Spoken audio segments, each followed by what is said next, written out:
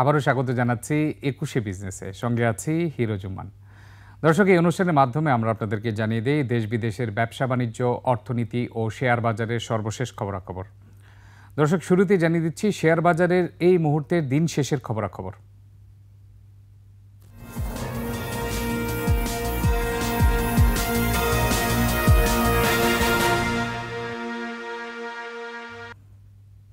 নিম্নমুখী প্রবণতা দিয়ে শেষ হয়েছে ঢাকা শেয়ার বাজারে আজকের লেনদেন। তবে লেনদেনের গতি বেশ ভালো ছিল। গতকাল থেকে ১৫৩ কোটি টাকা বেশি লেনদেন হয়েছে আজ ঢাকা শেয়ার বাজারে। গতকাল লেনদেন হয়েছিল ৪৪৩ কোটি টাকা, আজ দিন শেষে লেনদেন হয়েছে ৫৯৬ কোটি টাকা, অর্থাৎ প্রায় ১৫০ কোটি টাকার উপরে লেনদেন বৃদ্ধি পেয়েছে আজ। তবে দিন শেষে সূচক মাত্র ৮ পয়েন্টের মতো কমেছে, যেটাকে পুঁজিবাজার বিশ্লেষকরা স্বাভাবিক বলেই বলছেন। এক্ষেত্রে আপনাদেরকে এখন দেখিয়ে দেব ঢাকা শেয়ার বাজারে টপ ট্রেডে কোন কোন কোম্পানি রয়েছে, এছাড়া টপ গেইনার এবং লুজারের অবস্থান রয়েছে। এর পাশাপাশি আরও জানিয়ে রাখি, দুইটি কোম্পানি আজ ডিভিডেন্ড ঘোষণা করেছে। একটি হচ্ছে রবি, আর একটি হচ্ছে সামিট পাওয়ার। রবি ১৫% ক্যাশ ডিভিডেন্ড দিয়েছে এবং সামিট পাওয়ার ১০% ক্যাশ ডিভিডেন্ড দিয়েছে। দর্শক, আমরা অপেক্ষা করছি ঢাকা শেয়ার বাজারের টপ ট্রেডের জন্য। টপ ট্রেডের প্রথম অবস্থানে আজ দিন দেখেছি, সারাদিন ধরে রবি ছিল ৩২ কোটি ৪৩ লাখ টাকা লেনদেন হয়েছে দিন শেষে। ওরিয়েন্ট ইনফিউশন রয়েছে দ্বিতীয় অবস্থানে ২২ কোটি ১৬ লাখ টাকা লেনদেন হচ্ছে। সান লাইফ ইন্স্যুরেন্স রয়েছে তৃতীয় অবস্থানে ১৯ কোটি ৬৮ লাখ টাকা লেনদেন হচ্ছে। চতুর্থ অবস্থানে রয়েছে পেপার প্রসেসিং, ১৪ কোটি ৭৮ লাখ টাকা লেনদেন হচ্ছে। গ্রামীণ ফোন রয়েছে পঞ্চম অবস্থানে, ১৪ কোটি ৫৪ লাখ টাকা লেনদেন হচ্ছে। এবং টপ ট্রেডে ৫টি কোম্পানির মধ্যে আমরা দেখতে পাচ্ছি ৩টি কোম্পানি দর হারিয়েছে। রবি ডিভিডেন্ড ঘোষণা সত্ত্বেও আজ দিন শেষে ০.৩৪% দর হারিয়েছে। আমরা দেখে নিলাম টপ ট্রেডে কারা ছিল। এখন আমরা দেখে নিব ঢাকা শেয়ার বাজারে দিন শেষে টপ গেইনারে কারা ছিল। টপ গেইনারে আমরা দেখতে পাচ্ছি প্রথম অবস্থানে ছিল ওয়েস্টার্ন মেরিন শিপইয়ার্ড, ৯.৭৮% বৃদ্ধি পেয়েছে। এস আলম কোল রোল স্টিল মিলস ৯.৪০% বৃদ্ধি পেয়েছে। সানলাইফ ইন্স্যুরেন্স রয়েছে তৃতীয় অবস্থানে, ৮.৯২% বৃদ্ধি পেয়েছে। ইবিএল ফার্স্ট মিউচুয়াল ফান্ড রয়েছে চতুর্থ অবস্থানে, ৭.৬৯% বৃদ্ধি পেয়েছে। সোনারগাঁও টেক্সটাইল, এই কোম্পানিটি ৭.২৮% বৃদ্ধি পেয়েছে। এবং আমরা দেখতে পাচ্ছি সানলাইফ ইন্স্যুরেন্স আজ টপ গেইনের মধ্যে সবচেয়ে বেশি লেনদেন হচ্ছে, প্রায় ২০ কোটি টাকা লেনদেন হয়েছে সানলাইফের আজ দিন শেষে। টপ গেইনার দেখে নিয়েছি, এখন আমরা দেখে নিব শতাংশের দিক থেকে কোন কোন কোম্পানিগুলো সবচেয়ে বেশি দর হারিয়েছে আজ দিন শেষে, অর্থাৎ টপ লুজারে স্থান করে নিয়েছে। টপ লুজারের প্রথম অবস্থান রয়েছে নুরানি ডাইং, এটি ৬.৬৭% দর হারিয়েছে। হাক্কানি পাল্প পেপার, এটি রয়েছে দ্বিতীয় অবস্থানে, ৫.১০% দর হারিয়েছে। আরএকে সিরামিক রয়েছে তৃতীয় অবস্থানে, ৪.৪৭% দর হারিয়েছে। অ্যাপোলো ইস্পাত রয়েছে চতুর্থ অবস্থানে, ৪.৪৪% দর হারিয়েছে। রিংশাইন রয়েছে পঞ্চম অবস্থানে, ৪.৪৪% দর হারিয়েছে। এবং আমরা দেখতে পাচ্ছি হাক্কানি পাল্প পেপার, এটি ভালো লেনদেন হচ্ছে ৩.৯১ লাখ টাকার। এছাড়া বাকিগুলো, আরএকে সিরামিক ১ কোটি টাকা লেনদেন হচ্ছে, বাকিগুলো ১ কোটি টাকার নিচে লেনদেন হয়েছে। আমরা দেখে নিলাম ঢাকা শেয়ার বাজারের টপ ট্রেড, গেইনার এবং লুজার অবস্থান। দর্শক, পুঁজিবাজার নিয়ে আরও বিস্তারিত জানতে এখন আমরা কথা বলবো শ্যামল ইকুইটি ম্যানেজমেন্ট লিমিটেডের ব্যবস্থাপনা পরিচালক মোহাম্মদ সাজেদুল ইসলামের সঙ্গে। আমরা যুক্ত হওয়ার জন্য অপেক্ষা করছি। আসসালামু আলাইকুম সাজেদুল ভাই, আমাকে শুনতে পাচ্ছেন? ধন্যবাদ হিরো ভাই, আমি আপনাকে শুনতে পাচ্ছি। জি সাজেদ ভাই, আমরা প্রথমেই যে বিষয়টি নিয়ে আসতে যাচ্ছি আজ, সেটি হচ্ছে মিউচুয়াল ফান্ড। পুঁজিবাজারে তালিকাভুক্ত ৩৭টি মিউচুয়াল ফান্ড রয়েছে। এর মধ্যে ১০ টাকার নিচে রয়েছে ৩৪টি, ৫ টাকার নিচে ২১টি, ৪ টাকার নিচে ১৩টি। অর্থাৎ তালিকাভুক্ত মিউচুয়াল ফান্ডের ৯৫ 10 টাকার নিচে। এটি কি পুঁজিবাজারের স্বাভাবিক পরিস্থিতি হতে পারে? ধন্যবাদ হিরো ভাই আপনাকে। আপনি মিউচুয়াল ফান্ড আমাদের আসলে বাজারের একটি বড় কম্পোনেন্ট। প্রত্যেকটি দেশের প্রত্যেকটি বাজারে মিউচুয়াল ফান্ড একটি বড় ভূমিকা পালন করে বাজারকে স্টেবিলাইজ করার জন্য। যখন প্রয়োজন পড়ে মিউচুয়াল ফান্ডগুলো শেয়ার সাপ্লাই দেয় বাজারে, বা তারা বিক্রি করার মাধ্যমে বাজারে লিকুইড করে, বা তার বিপরীতটাও ঘটে, যখন প্রয়োজন পড়ে তারা কেনে। কিন্তু আসলে আমাদের দেশে যে মিউচুয়াল ফান্ড ইন্ডাস্ট্রিটা গ্রো করেছে, আমাদের মিউচুয়াল ফান্ডটা এখন পর্যন্ত ওরকম কোনো রিমার্কেবল কোনো গ্রো আমরা আসলে করাতে পারি নাই, নানান কারণেই পারি নাই। আমাদের এখানে আইনগত কিছু প্রবলেম ছিল, আমাদের মানসিক কিছু প্রবলেম আছে। আর সবচেয়ে বড় জিনিস হলো যে মিউচুয়াল ফান্ড গুলো সারা পৃথিবীতে যেভাবে কাজ করে, আমাদের দেশে ঠিক তার বিপরীত ভাবে। অর্থাৎ আমাদের এখানে একজন ব্যক্তি বিনিয়োগকারী সরাসরি একটি হাউসে বা ব্রোকার হাউসে এসে বা মার্চেন্ট ব্যাংকে গিয়ে উনি সরাসরি তার নিজের ট্রেড নিজে করেন। কিন্তু পৃথিবীর বড় বড় দেশগুলোতে ব্যক্তি বিনিয়োগকারী কিন্তু এভাবে যান না। তারা যারা বাজার বোঝেন না, তারা সরাসরি মিউচুয়াল ফান্ড গুলোতে বিনিয়োগ করেন এবং মিউচুয়াল ফান্ড থেকে কিন্তু তারা ভালো রিটার্ন পান। জি দেখেন, আমি একটা মজার জিনিস সবসময় খেয়াল করি। আমরা ভারতীয় টিভি চ্যানেলগুলো যখন দেখি, সেখানে দেখি আমরা একটা অ্যাড দেয়, মিউচুয়াল ফান্ড সাহি হ্যায়। জি কিন্তু মানে অর্থাৎ মিউচুয়াল ফান্ড সত্যি। আমাদের দেশে আমরা মিউচুয়াল ফান্ডকে সহি করতে পারিনি বা সত্যি করতে পারিনি। নানান কারণ আছে। সেই কারণগুলো আসলে আমাদের এখানে অনেকবার বলা হয়েছে যে কি কারণ। সবচেয়ে বড় কারণ হলো ট্রান্সপারেন্সির অভাব মিউচুয়াল ফান্ডগুলোতে। আমরা ব্যাপকভাবে লক্ষ্য করেছি, কারণ মিউচুয়াল ফান্ডগুলো অনেক ক্ষেত্রে আমাদের পার্কিং স্টেশন হিসেবে অনেক সময় ব্যবহৃত হচ্ছে। যে কোনো ধরনের যেন তেন মানের শেয়ার তারা কিনছে, বা এখানে আসলে অতটা নিয়ম নীতি তোয়াক্কাও অনেক সময় করা হয় না। তো এগুলো নানান কারণে মিউচুয়াল ফান্ডটা আসলে গ্রো করতে পারে নাই। আপনি দেখেন যে ইন্টারেস্টিং বিষয় হলো যে তাদের জি পাবলিশ করা যে এনএভির চাইতে অনেক নিচে মিউচুয়াল ফান্ড বিক্রি হচ্ছে, কিন্তু কোনো ক্রেতা নাই। জি ঠিক সাজ্জাদ আমরা ভাই, যদি একটু ইন্টারাপ্ট করি। এনএভি নিয়েও কিন্তু প্রশ্ন রয়েছে। এই এনএভিটি যে প্রকাশ করা হচ্ছে প্রত্যেক সপ্তাহে, এই এনএভিটি সঠিক কিনা? আর আপনি যেটা বললেন যে ট্রাস্টিরা, আমি যদি বলি মিউচুয়াল ফান্ডের তো আসলে ব্যবস্থাপনা করে ট্রাস্টিরা, সেই ক্ষেত্রে জাঙ্ক শেয়ার ডাম্প করার মাধ্যম হিসেবে মিউচুয়াল ফান্ডকে ব্যবহার করে কিনা, সেটিও আপনার কাছে জানতে চাচ্ছি। না, না, অবশ্যই এই জাতীয় কথাবার্তা আমরা শুনে থাকি। আমরা যদি মিউচুয়াল ফান্ডগুলোর তাদের যদি পোর্টফোলিওটা দেখি, অনেক ক্ষেত্রে আমাদের ম্যাক্সিমাম মিউচুয়াল ফান্ডগুলো যে পোর্টফোলিও গুলো আছে, এই পোর্টফোলিও গুলো পুরোটাই কিন্তু আমাদের কাছে প্রকাশ করা হয় না। জি এখানে বড় একটি অংশ লেখা থাকে অন্যান্য। এই হুম অন্যান্যটা কোথায় বিনিয়োগ করেছে আমি যদি এটি দেখতে না পাই, তাহলে আমি আসলে মিউচুয়াল ফান্ডে বিনিয়োগ করব না। জি বিষয়টা কিন্তু আমার যতটা বেশি ট্রান্সপারেন্ট হবে, আমি যদি দেখি যে আমার ফান্ডে কি কি শেয়ার কেনা আছে, আমি তখন সিদ্ধান্ত নিতে পারবো যে আমি মিউচুয়াল ফান্ডের মাধ্যমে বিনিয়োগ করলে আমি বাজারের চাইতে কম দামে একটি শেয়ারের মালিকানা আমি পাচ্ছি জি কিনা। সাজেদ ভাই, আপনি বহির্বিশ্বের কথা বলছেন, বাংলাদেশে সাধারণ বিনিয়োগকারীও কিনতে পারে। আপনি জানেন বহির্বিশ্বে মিউচুয়াল ফান্ড কিনতে গেলে মিউচুয়াল ফান্ড যে সেলস রিপ্রেজেন্টেটিভ আছে তারাই একমাত্র বিক্রি করতে পারে যাদের ওই সম্পর্কে ধারণা আছে। জি, এবং এক্ষেত্রে আপনি জানেন ফান্ড ফ্যাক্ট পাওয়া যায় প্রত্যেকটি মিউচুয়াল ফান্ডের। ইউএসএ যদি জি, আপনি দেখেন নাসডাক ইন্ডেক্স ফান্ড থেকে শুরু করে যে কোনো ধরনের মিউচুয়াল ফান্ডই ফান্ড ফ্যাক্ট পাওয়া যায়, যেখানে প্রকাশ করা হয় কোন কোন কোম্পানিগুলোতে বিনিয়োগ রয়েছে। আমাদের জি, দেশে জি। সেটি প্রকাশ করতে বাধা কোথায়, না, অথবা আমাদের প্রকাশ করলেই বা সমস্যা কিসের? আমাদের আসলে বাধা তো নাই। আমরাও এটি চাই যে এটা প্রকাশ করা হোক। যেহেতু জি প্রকাশ পুরোপুরি করা হয় না, এই জন্য আমরা মিউচুয়াল ফান্ড গুলোকে বিশ্বাস করছি না। এটি হলো মূল কারণ। আমি ওই কথাটি বলছি যে আপনি যেহেতু এখানে আপনার ফান্ডে আপনি কোথায় বিনিয়োগ করেছেন, বা আপনার পোর্টফোলিও ওয়েট কোথায় কিভাবে দেয়া আছে, আমি যেহেতু জানি না, আমি তো একটু অন্ধকারে কোনো জায়গায় বিনিয়োগ করব না। জি যেমন এক সময় আমরা বিনিয়োগ করেছি যে আমার নামে গাছ লাগানো হয়েছে, 30 বছর পরে সেই গাছ 1,000 টাকার গাছ হবে 1 লক্ষ টাকা। কিন্তু সেই গাছ তো আর কোনোদিন পাইনি। আপনি দেখবেন যে 10 বছর পরে সেই গাছও নাই, সে পাহাড়ও নাই। এই ধরনের জি ঘটনাই ঘটেছে।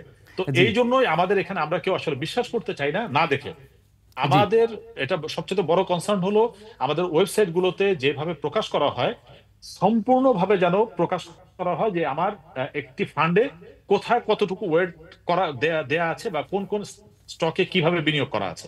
এতে জি যদি আপনি দিতে পারেন, তাহলে কিন্তু মিউচুয়াল ফান্ডে ভালো কাজ করতো। জি আপনি দেখেন যে টাস্কফোর্সের একটি মিউচুয়াল ফান্ড। সুপারিশ রয়েছে, কিন্তু জি, জি, টাস্কফোর্সের জি, সুপারিশে ইকুইটিতে 51% শেয়ারে বিনিয়োগ করতে হবে এবং ফিক্সড ইনকামে 65% ফিক্সড ইনকামে জি, সিকিউরিটিজেতে বিনিয়োগ থাকতে হবে। যেটি জি, অনেকে ভালো বলছেন যে আসলে একটা, আবার অনেকের দ্বিমতও রয়েছে যে এটি আসলে এইভাবে বেঁধে দেওয়া উচিত না। সেই ক্ষেত্রে আমরা কি এই 51% গ্রোথ সিকিউরিটিজ এবং 65% ফিক্সড ইনকাম সিকিউরিটিজ এর ডিটেলস কি জানাটা সম্ভব কিনা, আপনার কি মনে হয়? না, ডিটেল তো জানতেই হবে, ডিটেল জানতে হবে। আর আমাদের টাস্কফোর্স যে সুপারিশটি দিয়েছে, আমি সেই সুপারিশের সাথে কিছুটা একমত পোষণ করি। এই কারণে যে এতদিন তো আমরা এক জাতীয় দেখেছি, যেহেতু এতদিন ফিক্সড ইনকাম সিকিউরিটিতে কত পার্সেন্ট বিনিয়োগ করা যাবে, এটার যদি মানে কোনো ব্যারিয়ার না থাকে, তারা নতুন একটা ব্যারিয়ার করেছে যে 60% আপনার ফিক্সড ইনকাম জি বিনিয়োগ করতে হবে। 65%। জি 65% বিনিয়োগ করতে হবে। আমরা তো পূর্বের অবস্থানটা দেখেছি, যেহেতু দেখার কারণে এখানে ভালো কোনো রেজাল্ট আসে নাই। এখন টাস্ক ফোর্স যদি এটি যদি মেনটেন করে রেজাল্ট যদি ভালো আসে, তাহলে ভালো। আর যদি এইটির পরেও যদি রেজাল্ট ভালো না আসে, তাহলে আসলে দুর্ভাগ্যজনক। আচ্ছা, এটা এখন আমাদের আসি আসলে কিছু মিউচুয়াল করার ফান্ডের নেই। লভ্যাংশে। আপনি দেখেছেন রিসেন্টলি জি, কিছু মিউচুয়াল ফান্ড কোনো লভ্যাংশ দিতে পারেনি। ধরে নিলাম পুঁজিবাজারের অবস্থা খারাপ হওয়ার কারণে মিউচুয়াল ফান্ড লভ্যাংশ দিতে পারেনি। সেই ক্ষেত্রে নতুন মিউচুয়াল ফান্ডের টাস্কফোর্সের যে সুপারিশ এসছে, সেই ক্ষেত্রে মেয়াদি মিউচুয়াল ফান্ডে 70% লভ্যাংশ দিতে হবে। জি। বেমেয়াদি যেটা ক্লোজ এন্ড, সেক্ষেত্রে 30% করা হয়েছে। তাহলে ওপেন এন্ড এবং ক্লোজ এন্ডের মধ্যে কিন্তু পার্থক্য হয়ে গেছে। যে জায়গায় ডিভিডেন্ডই দিতে পারে না, মিনিমাম 30% কি লভ্যাংশ দেওয়ার সক্ষমতা আছে মিউচুয়াল ফান্ডের? না, মানে এখানে তো আসলে মিনিমাম 30 বলা হয় না, বলা হচ্ছে আপনি যা প্রফিট করবেন তার প্রফিট, তিরিশ জি জি, শতাংশ আয়ের তিরিশ আপনি যত শতাংশ আয় আপনি করলে আয়ের তিরিশ তারপরে শতাংশ 30 অথবা জি জি 70। জি। আমরা যে জায়গায় জানি 10% দিলেই কিন্তু এ ক্যাটাগরি হয়ে যায় বিনিয়োগকারীরা পুঁজিবাজার তালিকাভুক্ত। বিনিয়োগকারী খুশি হয়, বিনিয়োগকারী জি, খুশি হয়। না সেক্ষেত্রে আপনার কি এখানে মনে হয় এটি এখানে সক্ষম, না, এটি এর সক্ষমতা সক্ষম তো আছে? হতে হবে, সক্ষমতা থাকতে হবে এই কারণেই যে একজন ব্যক্তি বিনিয়োগকারী তার মাথা ব্যবহার করা, আর একটি মিউচুয়াল ফান্ডের পিছনে অনেকগুলো আহ, বড় বড় মাথা কাজ করে, তাদের অনেক অ্যানালাইসিস কাজ করার কথা, তাদের অনেক ইনস্ট্রুমেন্ট থাকে। না হলে আমি কেন আমার নিজের সিদ্ধান্তের বাইরে আমি আপনাকে দিব আমার টাকা, আপনি বিনিয়োগ করেন আপনাকে সিদ্ধান্ত দেওয়ার জন্য। যদি সিদ্ধান্তটি আপনি নেন তাহলে অবশ্যই আপনার ভিতরে মানে অনেক বেশি এক্সপার্টিস থাকা উচিত। এক্সপার্টিস না থাকলে তো আমি আপনার সাথে বিনিয়োগ করব না।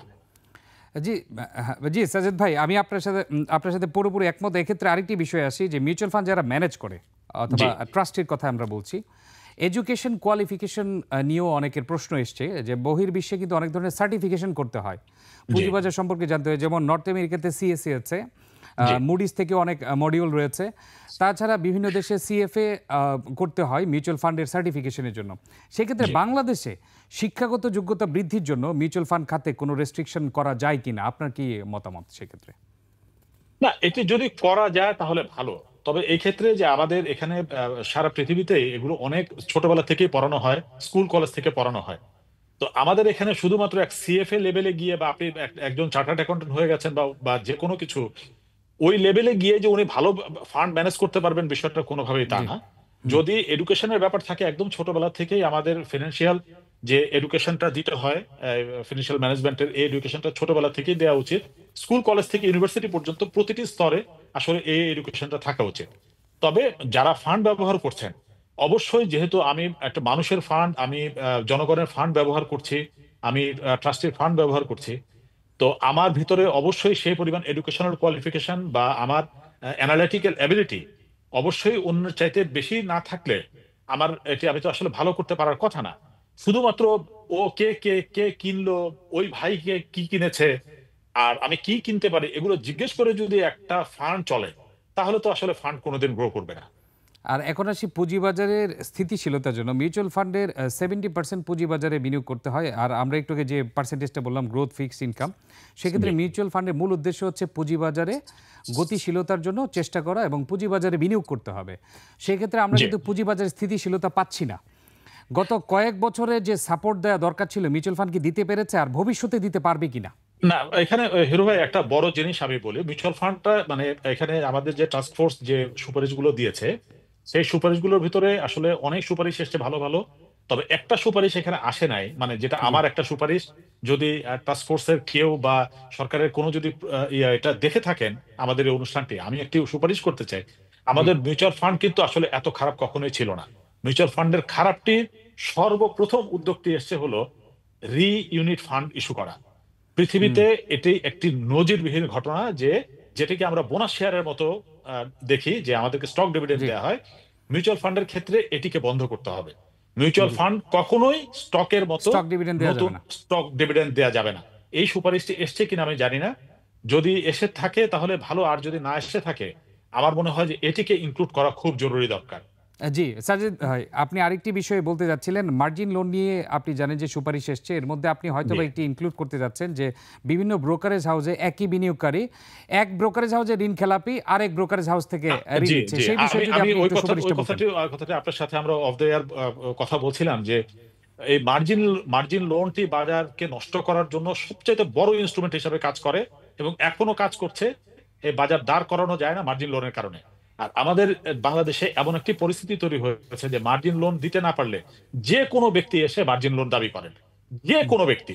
ওনার দেখেন অনেকগুলো ভালো ভালো সুপারিশ এসছে যে তার অন্তত পক্ষে 6 মাসের এক্সপিরিয়েন্স থাকতে হবে, জি, তার এটা থাকতে হবে, ওটা থাকতে হবে।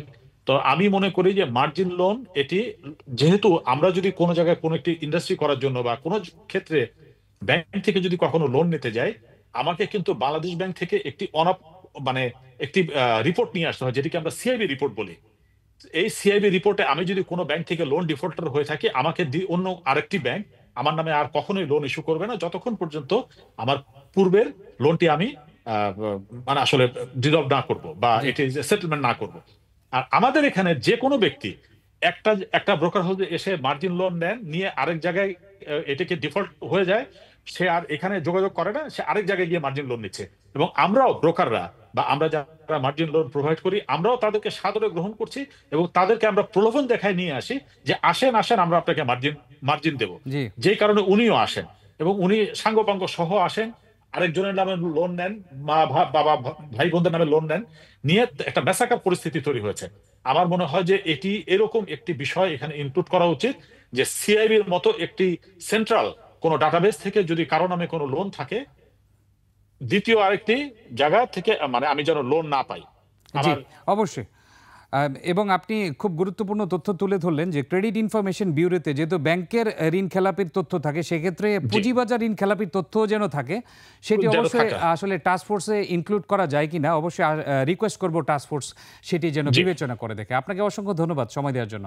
আপনাকে অশেষ ধন্যবাদ। দর্শক, এতক্ষণ আমরা পুঁজিবাজার পরিস্থিতি নিয়ে কথা বলছিলাম শ্যামল ইকুইটি ম্যানেজমেন্ট লিমিটেডের ব্যবস্থাপনা পরিচালক মোহাম্মদ সাজেদুল ইসলামের সঙ্গে। দর্শক, এরই সঙ্গে শেষ করছি আজকের একুশে বিজনেস। আগামীকাল দুপুর 1টায় আবারও ফিরে আসবো একুশে বিজনেসের সব আয়োজন নিয়ে। দেখার আমন্ত্রণ রইল, একুশের সঙ্গেই থাকুন।